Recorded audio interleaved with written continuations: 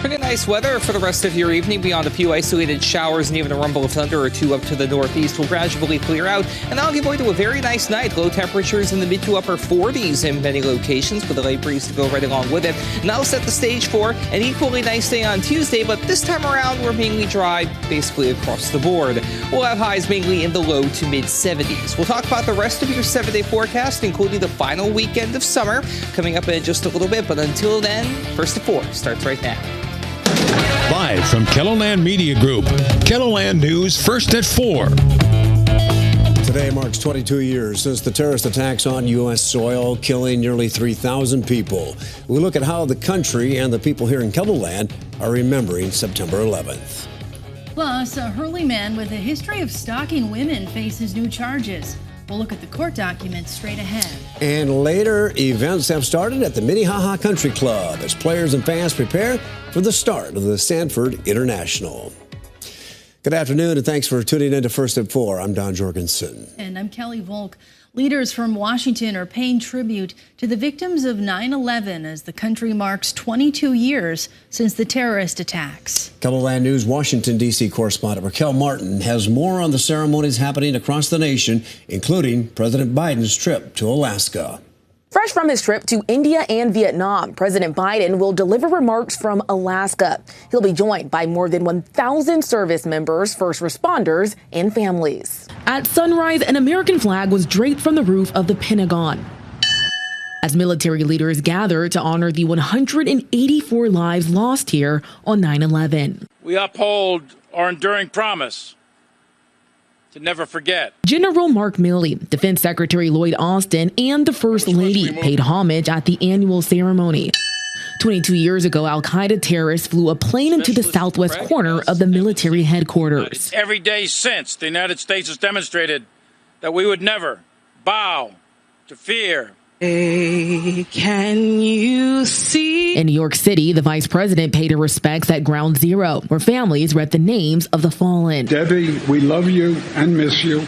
After more than 2 decades fighting terrorism, Secretary Austin says the U.S. remains committed to combating all threats against the country.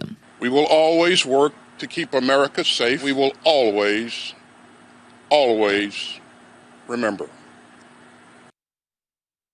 And President Biden did receive some criticism for not participating in a traditional 9/11 ceremony. This is not the first time a U.S. president has not visited one of the 3 memorial sites on the anniversary. For now in Washington, Raquel Martin, back to you. Hundreds of students in Rapid City took time to say thank you to local first responders in honor of the tragic events of September 11th. More than 400 students at Rapid Valley Elementary showed their appreciation with high fives and fist bumps and thank yous to firefighters, police, and troopers. Yeah, and I know the Gateway Lounge today served first responders free lunch, so that was nice. A lot of nice things for our country's heroes. Yeah, including our weather. Pretty nice day out there, Adam. Yeah, the only hiccup has been a couple of showers and even a rumble of thunder up in the northeastern part of South Dakota toward the Watertown area. But beyond that, it has been a very nice day outside, perfect for any ceremonies that were held outdoors this time around. Speaking of outdoors, there's Great Bear behind me, 75 degrees with a northeast wind of 7 miles per hour at the airport. So again, not a bad day to be outside if you were able to do that. And speaking of Watertown, that's a look to the east, and you can see a couple of those clouds off in the distance.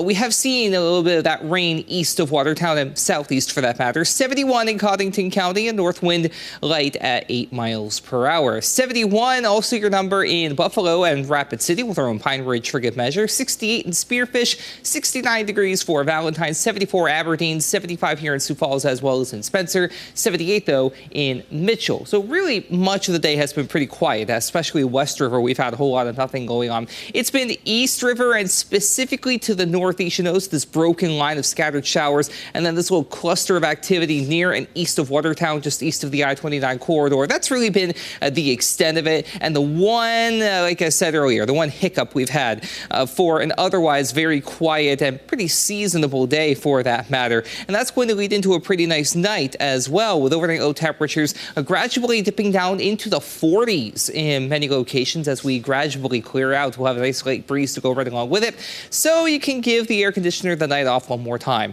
That'll set us up for a very nice day tomorrow with temperatures in the upper 60s toward Marshall and Worthington, low to mid 70s elsewhere with plenty of sunshine to go around in southeastern and even in northeastern KELOLAND for that matter. Again, 60s and then low to mid 70s, the former up toward the Prairie Coteau near Sisseton and down toward Watertown as well. Out west, we do warm up a little bit more, nothing too substantial, but widespread 70s, near 80 in a couple of areas as well. And we're going to try and warm up a little bit as we head toward the end of the week. Nothing too extreme anytime soon. We'll talk about that and the one other chance we actually have for rain in the forecast all as we head through the hour. All right. Thanks a lot, Adam. Excuse me. An 18-year-old man is dead and 3 others injured following a UTV crash this weekend in Stanley County. The sheriff's office says about 1:30 a.m. Saturday, the 4 men were riding through a pasture in a side-by-side near Fort Pierre when the vehicle rolled. One of the men called 911 but didn't know where they were. It took crews nearly 2 hours to find them. An 18-year-old died at the scene. A 19-year-old man is in critical condition. Authorities say that who was driving and other details of the crash are still under investigation. A Biden administration cabinet member is in South Dakota today. KELOLAND's Dan Santella has a preview of what he's working on for KELOLAND News at 6. Chamberlain Municipal Airport is a ways from Washington, D.C., but Secretary of Transportation Pete Buttigieg was here today taking a look at improvements here. Coming up tonight on KELOLAND News at 6, you'll hear from the Secretary about what's happening here and why. Reporting in Chamberlain, Dan Santella, KELOLAND News. Minnesota officials have ordered additional tests on drinking water at a prison to ensure that it's safe for inmates and staff. This comes after advocates voiced concerns about unsafe conditions at the Minnesota Correctional Facility in Stillwater, including potentially unsafe drinking water. About 100 inmates refused to return to their cell during a heat wave earlier this month due to the concerns. The department is having bottled water brought in for staff and prisoners while the agency awaits the testing results. Minnesota lawmakers and local leaders are sounding the alarm on reports of unfair and dangerous labor practices by 3 housing developments. The companies indirectly employ thousands of construction workers, many of whom are people of color. The allegations include wage theft, dangerous working conditions, gender-based violence, and labor trafficking, all to cut costs. Elected officials, including Minnesota Attorney General Keith Ellison and Minneapolis Mayor Jacob Frey, sent a letter to the companies encouraging them to meet and address their concerns. Coming up after